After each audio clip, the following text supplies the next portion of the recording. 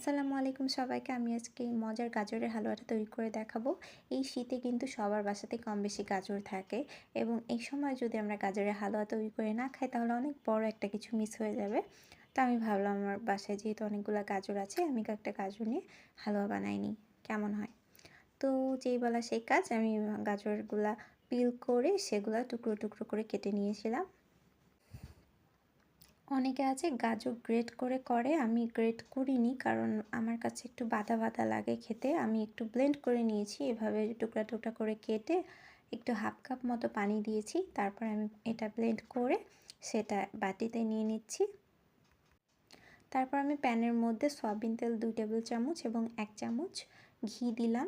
তারপরে একটা দারুচিনি দিয়েছি, 2টা এলাচ দিয়েছি এবং যে মশলা বলছি, সরি, যে পেস্ট করে রেখেছিলাম গাজর সেটা দিয়ে দিলাম, চিনি অ্যাড করলাম, একটু নাড়িয়ে নিব।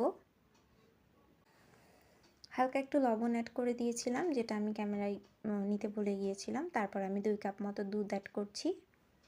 আমি টোটাল 5টা মিডিয়াম সাইজের গাজরের হালুয়া করেছি, সেই অনুযায়ী আমি জিনিসগুলো দিয়ে নিচ্ছি। এবার নাড়াতে নাড়াতে যতক্ষণ না পর্যন্ত গাজর থেকে তেলটা একটু ছেড়ে ছেড়ে আসে ততক্ষণ নাড়াতে হবে।